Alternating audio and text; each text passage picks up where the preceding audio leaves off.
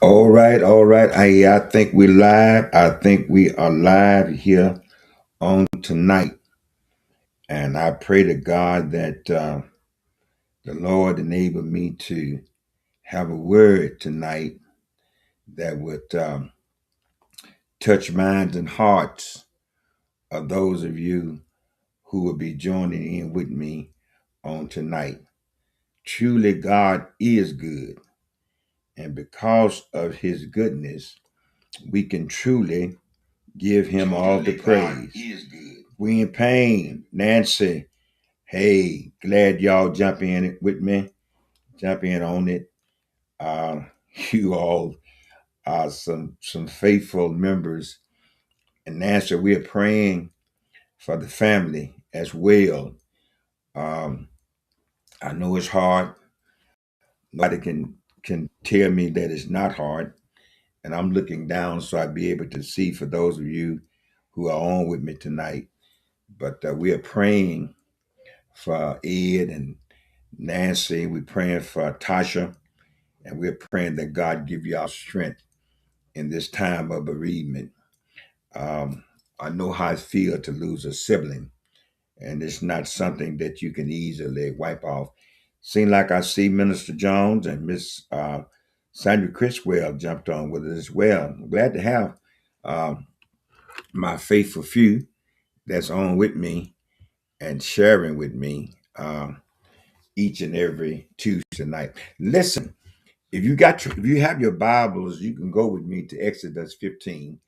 Exodus 15, verses 22 through 27. I probably won't read all of them, just read a few. Exodus 15. It said, Then Moses led Israel from the Red Sea, and they went into the desert of Shur. For 3 days they traveled in the desert without finding water. And they came, the Bible said, tomorrow. Uh, they could not drink its water because it was bitter. That is why the place is called Mara. So the people grumbled against Moses, saying, What are we to drink? My brothers and sisters, tonight, for just a few minutes tonight, I want to talk about life's learning lessons from a bitter pool. Life learning lesson from a bitter pool. May I start this discussion off tonight uh, and personalize this, first of all, with myself. I am what I am today because I too learned a lesson from the bitter things that was thrown upon me, that was pushed upon me. A lot of us don't understand that sometimes we think our bitterness and things that we normally don't expect make us weak. But because of the bitterness of the things that came upon me, have made me be more mature, have helped me to understand life unexpectancies. And I'm going to tell you something. Very often, my brothers and sisters, tonight, um, the learning lesson is a bitter experience. You know what? If you would be real with me tonight, there's some things that you experience that have made you what you are today. It was bitter. Some of us went through some hard decisions, some things, some consequences that we deserved because we did it ourselves. It was bitter, but we learned from it. It made us understand not to do that anymore and not to make those same mistakes anymore. It was bitter. It was hurtful. It was even harmful, you can say. That's the reason why I said to one of my members on yesterday, won't call names, that it does not bother me now if other people walk away from me because I've seen so many walk away. I've seen the back of so many people's heads that I thought I would always see their faces, but I saw the back of their heads more than I saw their faces, and that was because they was walking away. Once they accomplished and took broken pieces from me, because they were broken, and I allowed them to break off pieces from me to help them, thinking they would return what they broke from me, but they took it and left. My brothers and sisters, yet tonight, while this is so true, it is also true, my brothers and sisters, that experiences is the best teacher. Did I say something to you? What you experience is the best teacher. I had a member by the name of Sister Rose Henderson used to say the best lesson learned is the best lesson earned. Yes, you can tell a child repeatedly that fire in that stove, don't touch it because it's hot. But they never really get it until they have been burned by that stove. How many of us, people told us not to do that, don't hang with them, don't do this. And yet, once we touched it, we found out that it's hot, that it burned. When this happens, they can relate to what hot means. Did I say something? It is a lesson they will never forget as long as they live. But it was a bitter lesson to have to learn, unfortunately. We all seem to process the same characteristics. Sometimes we have to be burned in order for us to learn.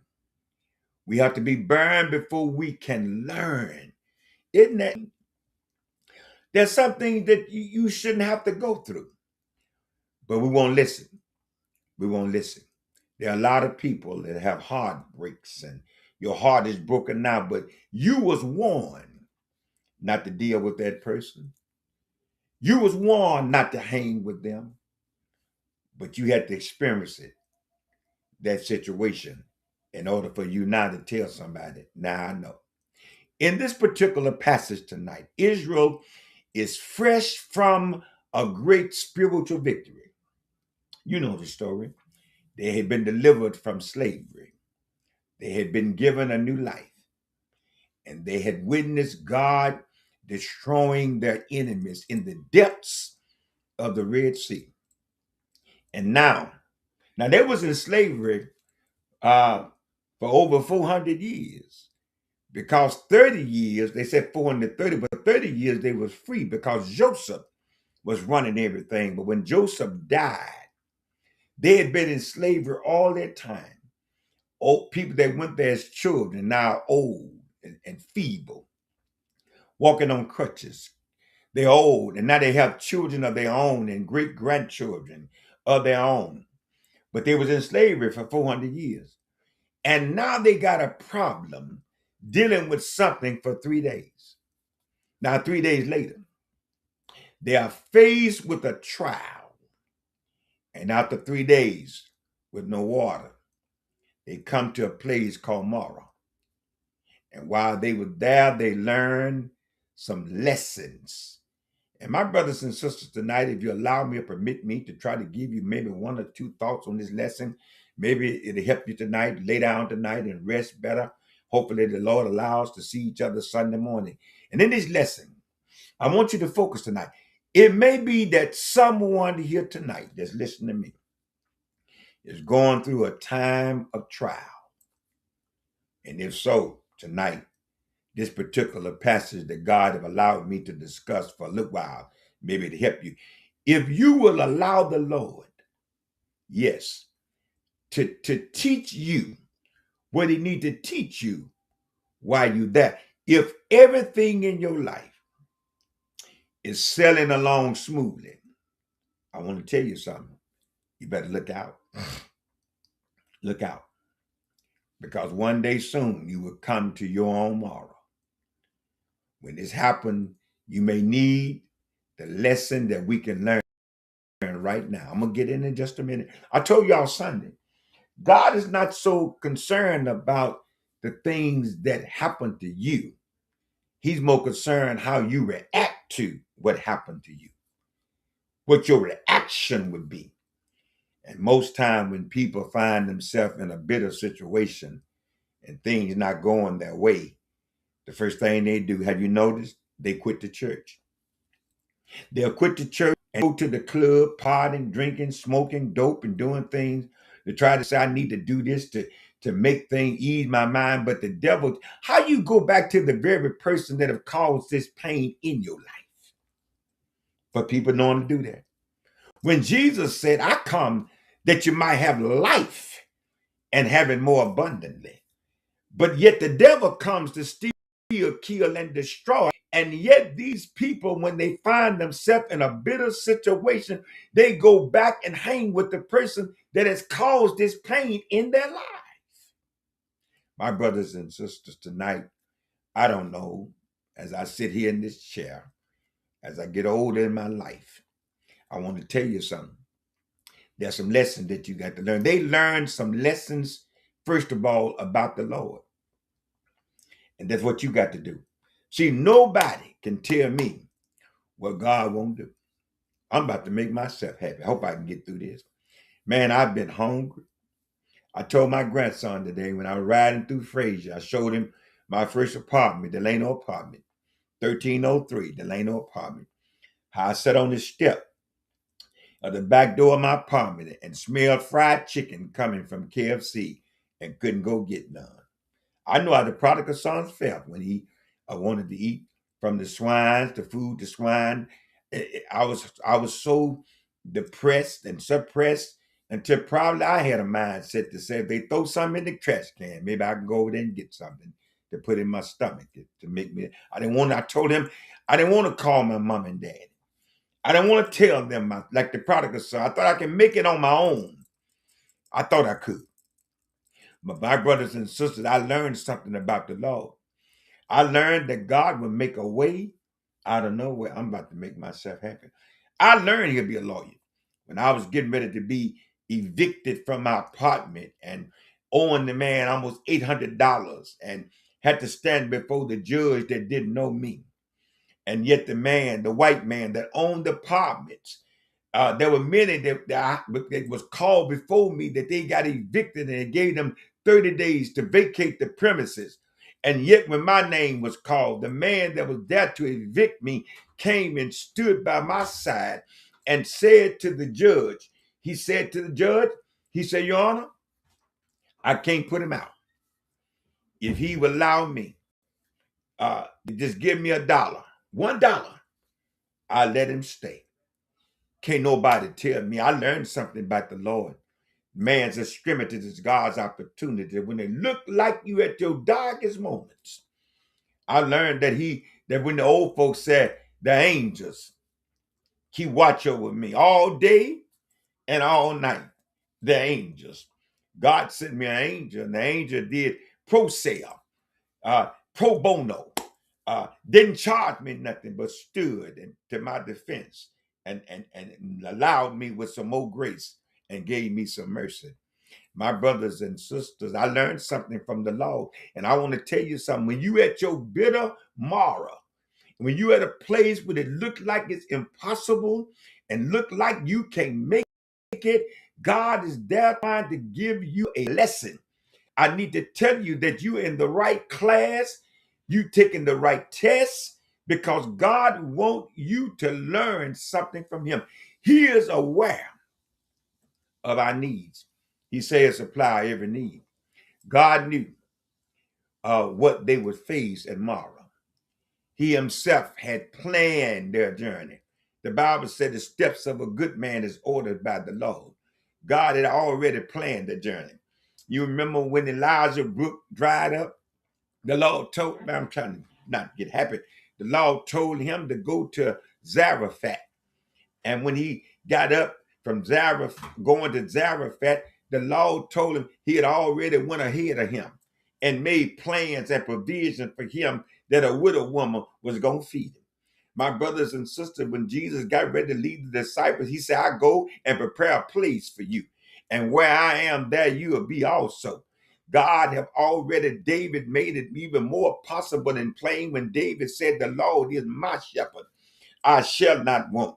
He leaded me. My brothers and sisters, wherever you are right now, God have already planned this journey for you. He knew about their needs before they did. Nothing in your life takes God by surprise. He is already in tomorrow, and he knows what you will face when you get there. Did I say something? God is already in your tomorrow. Hold me, God. He's in your tomorrow. Sometimes you think where you are right now, you made it possible for you. No, you didn't. God went ahead of you, and he was already in your tomorrow waiting on you to get there. That's the reason why he said, don't worry about tomorrow, because tomorrow is going to take care of itself. Why? Because he already there. In Matthew 6:32, he knows of the sickness you have and yet to develop. He knows of your greed, Nancy. While the one you are grieving still lives, God knows. He knows about that bill that has yet to be mailed. And I'm glad tonight that I serve a God who knows what I need before I ever need it. Life, he is an awarder. Who I'm talking to tonight? God knows all the hardships, all the misfortunes, all the lies that was told on me, all the people that left and said I would not survive, all the flooding in the basement. It was a part of the plan to see what I would do. How would I react to it? Will I face it? Will I run from it? Or will I do what I can do with what I have?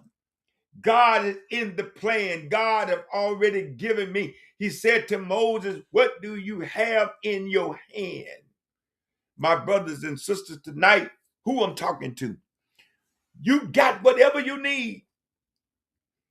Don't let your bitterness where you are now. Don't let that the shortness of your funds and things of that nature stop you from trusting in God. God wants you to learn more about him so you can have a testimony that say he is Jehovah Jireh. You remember when Abraham, God said to him, go up on Mount Moriah. And Abraham's son asked him, Daddy, I see the altar and the lamb.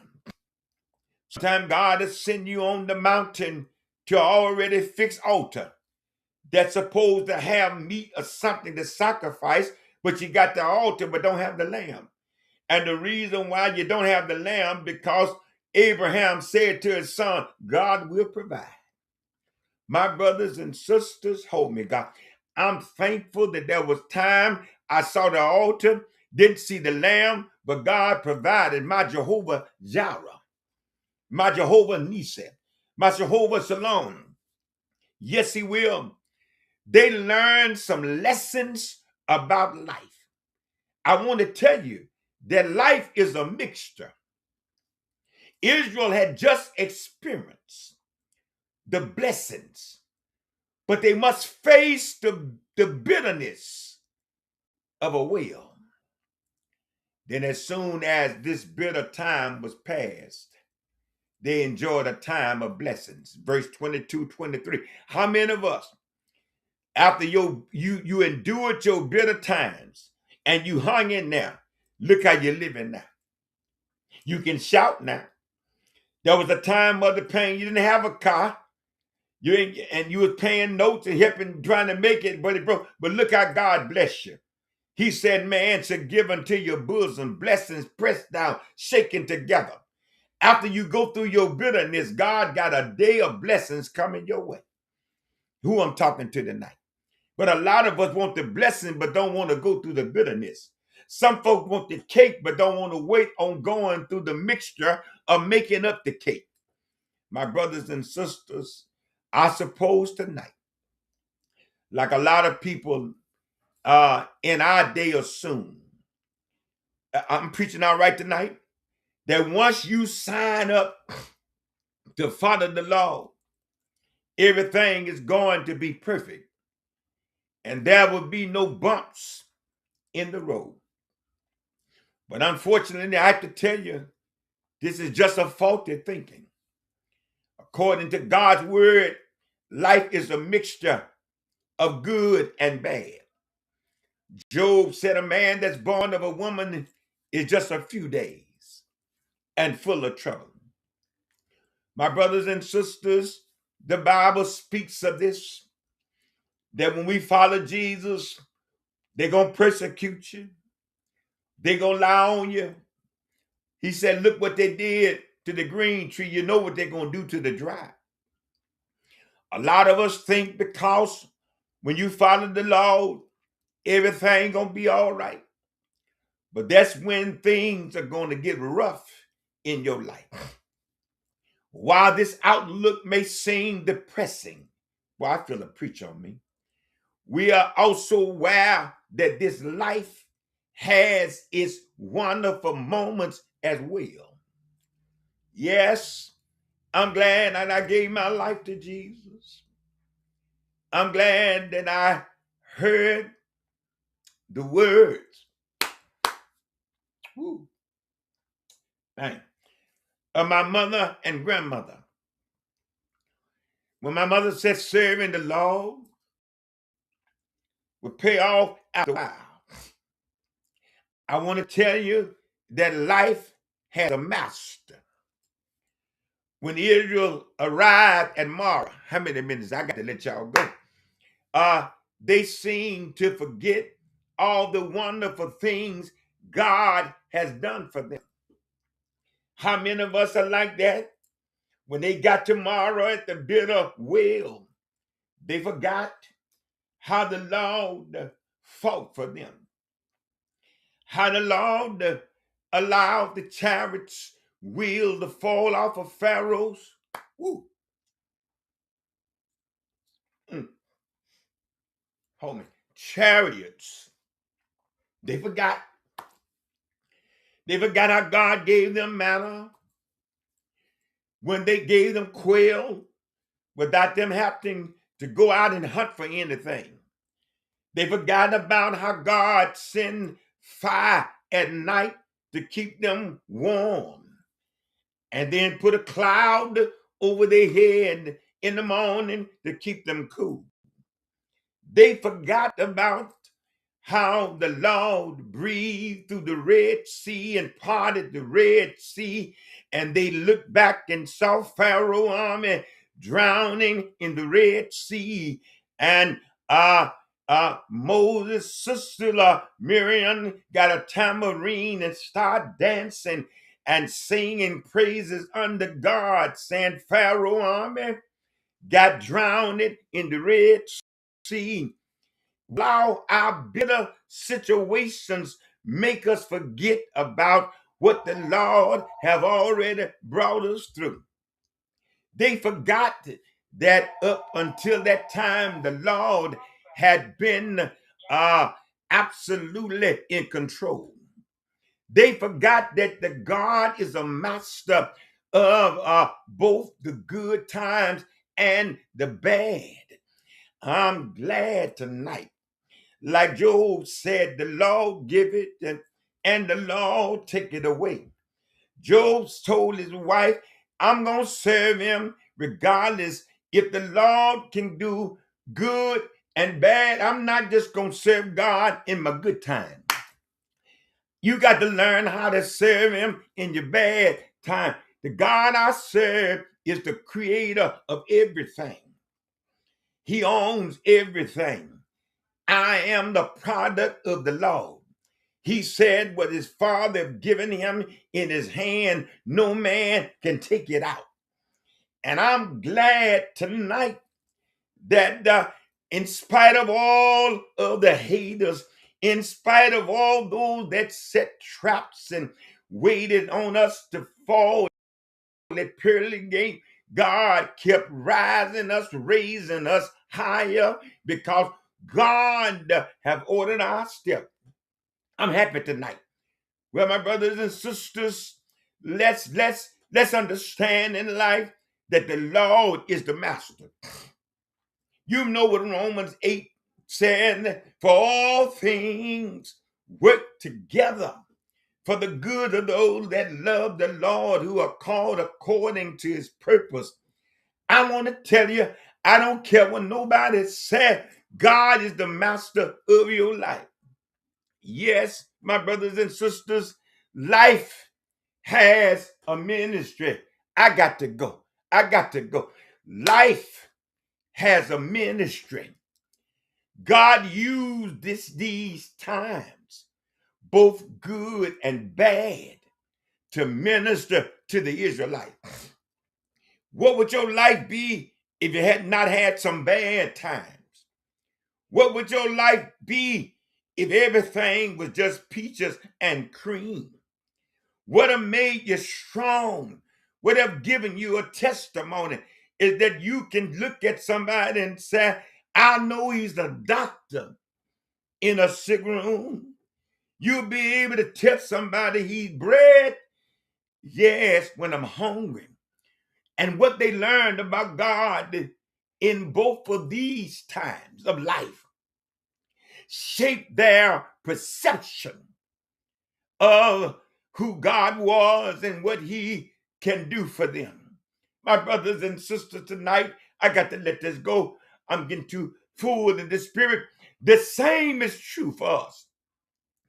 Every situation in life serve as a ministry of the Lord to us. He uses all times of life to shape us in his image. You know what Jeremiah said about the potter and the clay. God got us. He's shaping us. He's molding us to become that vessel that he wants us to be.